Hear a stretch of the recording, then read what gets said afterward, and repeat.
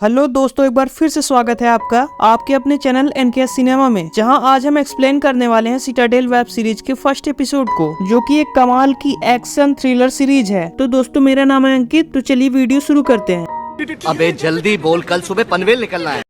First episode की शुरुआत एक ट्रेन से होती है, जहां पर हमें कहानी की लीड एक्टर नादिया यानी प्रियंका चोपड़ा को दिखाया जाता है, जो इस वक्त एक मिशन पर होती है। और तभी यहाँ पर एक और शख्स उसके पास वाली सीट पर आकर बैठ जाता है। इनकी बातों से हमें पता चलता है कि इन्होंने इससे पहले कई और स्पाई मिशन को अंजाम दिया है, लेकिन ये मिशन बहुत ही ज्यादा खास होने वाला है। नादिया के कान के नीचे एक चिप लगी हुई थी, जिसके थ्रू बर्नार्ड नाम का एक शख्स ऑल टाइम उससे कनेक्टेड था, जिससे नादिया इस बर्नार्ड नाम के आदमी से बात भी कर रही थी, जो इस ऑपरेशन को लीड कर रहा था। और वो अपने हेडक्वार्टर में बैठे बैठे नादिया को सब कुछ बता रहा था। वो उससे कहता है कि उस आदमी के सूटकेस में बहुत सारा यूरेनियम है और हमें उस आदमी को किसी भी हालत में पकड़ना है। जिसके बाद हमें मालूम चलता है दरअसल नादिया सिटाडेल की एक एजेंट है। और फिर थोड़ी देर के बाद यहाँ पर एंट्री होती है हमारे हैंडसम हीरो की, जिसका नाम मेसन है। और यहाँ पर नादिया को मालूम चलता है कि मेसन भी उसके साथ इस मिशन पर है, लेकिन बर्नार्ड मेसन के बारे में नादिया को कुछ नहीं बताया था। वो दोनों पहले भी एक साथ कई बार काम कर चुके हैं, लेकिन वो एक दूसरे से हमेशा खफा ही रहते हैं, क्योंकि वो एक दूसरे को हमेशा छोड़ ही जाते हैं। और इन दोनों की बातों से हमें मालूम चलता है कि पहले इन दोनों के बीच कोई न कोई रिश्ता जरूर था। जिसके बाद ग्रेगर नाम का आदमी यहाँ से उठकर चला जाता है और फिर मेसन भी उसके पीछे तुरंत ही जाने लगता है। तभी नादिया उसे रोक लेती है और उसे बताती है कि उसके साथ एक और आदमी है, जो कि सब पर नजर बनाए हुए है। इसलिए अगर तुम तुरंत गए तो उस आदमी को शक हो जाएगा और वो समझ जाएगा। नादिया मेसन से कहती है कि पहले वो ग्रेगर के पीछे जाएगी, उसके बाद तो माना। और जैसे ही नादिया जाने लगती है तो वो आदमी भी उसके पीछे जाने लगता है और उस आदमी के पीछे मेसन भी चल देता है और उस आदमी को मेसन बीच में ही रोक लेता है। जिसके बाद उस आदमी और मेसन के बीच जमकर फाइट होने लगती है और दोनों ही एक दूसरे के ऊपर भारी पड़ रहे थे। दूसरी तरफ नादिया ग्रेगर का पीछा करते हुए एक दूसरी जगह पर पहुंच जाती है, जहां पर नादिया के हाथ में एक आईडी था, जो कि ग्रेगर का था। वो उसे देती है और कहती है कि शायद ये तुमने वहाँ पर गिरा दिया था। जिसके बाद नादिया यहाँ पर बैठ जाती है और वो दोनों आपस में बात करने लगते हैं। तब टेबल के नीचे से नादिया ग्रेगर के ऊपर गन पॉइंट कर देती है और तब नादिया उससे कहती है कि उसे मालूम है कि वो यहाँ पर क्यों आया है, तो वो उसके सूटकेस में जितना भी यूरेनियम है वो उसके हवाले कर दे। जिस पर कि ग्रेगर उससे कहता है कि उसके सूटकेस में कोई भी यूरेनियम नहीं है, वो तो बस तुम्हें यहाँ पर लाना चाहता था और एक मैसेज देना चाहता था कि ये सब उसकी ही प्लानिंग है। दूसरी तरफ मेसन उस आदमी से बुरी तरीके से लड़ रहा होता है और लड़ते लड़ते मेसन उस आदमी को खिड़की से बाहर फेंक देता है, जिसकी वजह से उसकी जान चली जाती है। दूसरी तरफ ग्रेगर नादिया को एक वीडियो दिखाता है, जिसमें कि सिटाडेल के जितने भी एजेंट हैं उन सब लोगों को बुरी तरीके से मारा जा रहा था और ये देखकर नादिया को बहुत ज्यादा बुरा लगता है। तभी ग्रेगर नादिया से कहता है कि जिस तरीके से तुम यहाँ पर आई हो, बस ऐसे ही सारे सिटाडेल के एजेंट को उसने ऐसे ही मारा है। और फिर देखते ही देखते यहाँ पर सारे वेटर्स पैसेंजर को मारना शुरू कर देते हैं और फिर वो लोग नादिया के ऊपर गन पॉइंट कर देते हैं। जिसके बाद हमें मालूम चलता है कि दरअसल ये सभी लोग ग्रेगर के आदमी हैं और ये सब उसकी प्लानिंग थी नादिया को मारने की। जिसके बाद जब वो लोग नादिया को मारने वाले ही होते हैं, तभी पीछे से मेसन अपनी गन लेकर आता है और इन सबको मारना शुरू कर देता है। और देखते ही देखते नादिया यहाँ पर ग्रेगर की जान ले लेती है। थोड़ी देर बाद ही यहाँ पर जबरदस्त फाइट होने लगती है और दोनों मिलकर उन सबका सफाया कर देते हैं। और सबको मारने के बाद नादिया और मेसन एक दूसरे की गलती मान जाते हैं और पास्ट में जो भी उनके साथ हुआ था वो सारी गलतियों को एक्सेप्ट कर लेते हैं। और तभी यहाँ पर हम देखते हैं कि ग्रेगर अभी जिंदा है और उसके हाथ में एक बॉम्ब था।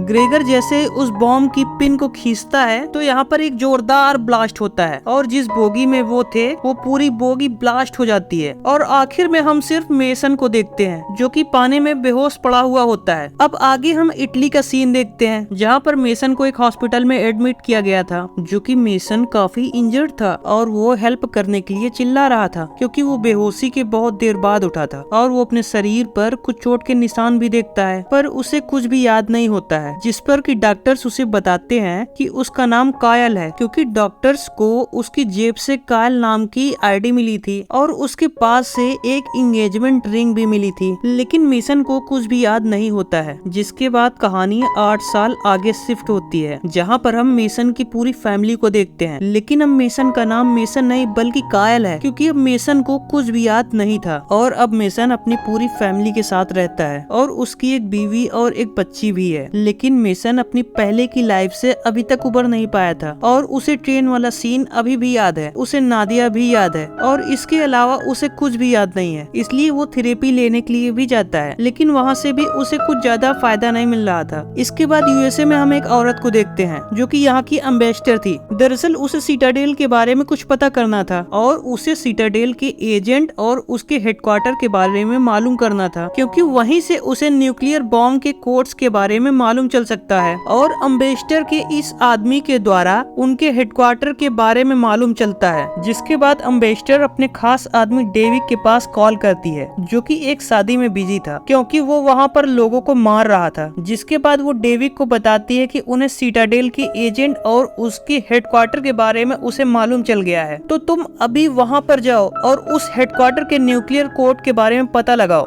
डेविड का एक भाई भी था जिसका नाम एंड्रेस है और वो दोनों जुड़वा होते हैं, जैसा कि हमारी बॉलीवुड मूवीज में दिखाया जाता है। जिसके बाद हम बर्नार्ड को देखते हैं, जो कि कुछ लोगों से पूछताछ कर रहा था और उसे एम्बेसडर के इरादों के बारे में मालूम चल गया था और साथ ही उसे मेसन के बारे में भी मालूम चल गया था कि वो आखिर कहाँ पर मौजूद है। अब आगे हम मेसन और उसकी वाइफ को देखते हैं। यहाँ पर जब वो दोनों साथ में होते हैं तब मेसन को नादिया और ट्रेन की कुछ मूवमेंट्स याद आने लगते हैं और तभी उनकी बेटी भी जाग जाती है और वो दोनों उसके पास जाते हैं क्योंकि उसे एक बुरा सपना आया था। जिसके बाद मेसन अपनी पास्ट की कुछ चीजों को देखकर याद कर रहा होता है। तभी यहाँ पर मेसन की वाइफ का कॉल आता है और वो बताती है कि उनके घर में कोई घुस आया है। और जब मेसन वहाँ पर जाता है तो वहाँ पर बर्नार्ड था, जो इन्हें अपनी गन पॉइंट पर ले लेता है और इन्हें अपनी कार के अंदर जाने के लिए कहता है। और जैसे ही वो अपनी कार के अंदर इन्हें बैठा लेता है तो वो इन्हें बेहोश कर देता है और एक खुफिया जगह पर ले जाता है। और दूसरी तरफ डेविड और एंड्रेस भी उस जगह पर पहुंच चुके थे जहां पर की सिटाडेल के सारे खुफिया इंफॉर्मेशन थी और यहाँ मेसन और उसकी वाइफ एक खुफिया जगह पर थी और उन्हें बिल्कुल ये समझ नहीं आ रहा था कि वो यहाँ पर क्या कर रहे हैं। तभी बर्नार्ड उन्हें बताता है कि उनकी जान को खतरा था, इसलिए उन्हें इस तरीके से यहाँ पर लाना पड़ा। तभी बर्नार्ड मेसन को बताता है कि दरअसल वो एक सिटाडेल का एजेंट है, लेकिन मेसन को तो कुछ भी याद नहीं होता है और उसे तो ये भी याद नहीं था कि उसका नाम मेसन है। और तब यहाँ पर बर्नार्ड उसे सब कुछ बताता है और कहता है कि जब तुमने एक लास्ट ऑपरेशन किया था तब हमारे साथ एक गद्दार मौजूद था और उसी ने मेंटिकोर नाम के एक संगठन को हमारे सिटाडेल के सारे एजेंट के बारे में इंफॉर्मेशन दी थी और तब से मेंटिकोर के एजेंट हमारे सिटाडेल एजेंट को बुरी तरीके से मार रहे हैं। मेंटिकोर भी हमारी तरह ही एक स्पाई एजेंसी है, लेकिन वो पैसे के लिए कुछ भी कर सकती है और किसी को भी वो आसानी से मार सकती है। साथ ही यहाँ पर बर्नार्ड मेसन को यह भी बताता है कि कुछ मेंटिकोर के एजेंट्स को हमारे इंफॉर्मेशन के बारे में पता चल गया था, लेकिन वो सारी इंफॉर्मेशन न्यूयॉर्क की एक खुफिया जगह पर ही खुल सकती है और वो दोनों एजेंट वहाँ पर जाने वाले हैं, इसलिए हमें किसी भी हालत में उन्हें रोकना होगा और तब मैं तुम्हारे बारे में सब कुछ बता दूंगा। लेकिन मेसन उससे कहता है कि अब वो स्पाई एजेंट नहीं रहा, वो तो अब एक नॉर्मल इंसान है। तभी यहाँ पर बर्नार्ड मेसन की तरफ एक चाकू फेंकता है, लेकिन तभी मेसन तुरंत उसे पकड़ लेता है और उसे तो खुद पर विश्वास ही नहीं हो रहा था कि आखिर उसने ये सब कैसे कर लिया। जिसके बाद बर्नार्ड मेसन को यह भी बताता है कि उसकी एक पार्टनर भी थी जिसका नाम नादिया था और वो लास्ट मिशन में तुम्हारे साथ ही थी, लेकिन उस ट्रेन ब्लास्ट में वो भी पूरी तरीके से इंजर्ड हो गई थी और उसने हमसे हेल्प लेने की कोशिश की थी, लेकिन हम उसकी मदद नहीं कर पाए और अब शायद उसकी मौत भी हो चुकी है। और आगे हम देखते हैं कि नादिया अभी भी जिंदा है क्योंकि उस ट्रेन ब्लास्ट में वो मारी नहीं गई थी। और इसी के साथ ये एपिसोड यहीं पर खत्म होता है। तो दोस्तों उम्मीद करता हूँ कि आपको ये वीडियो पसंद आई होगी। वीडियो पसंद आई हो तो वीडियो को लाइक जरूर कीजिएगा। इस वीडियो पर 100 लाइक का टारगेट है, आई होप आप लोग पूरा कर देंगे। आपको ये वीडियो कैसी लगी कमेंट में जरूर बताइएगा। मैं फर्स्ट कमेंट करने वाले का कमेंट पिन करने वाला हूँ और चैनल पे नए हो तो सब्सक्राइब कर लेना क्योंकि मैं इसी तरीके की वीडियोस लाता रहता हूँ। नेक्स्ट एपिसोड जल्द आएगा। तो यार बस आज के लिए इतना ही। बाय बाय, जय हिंद।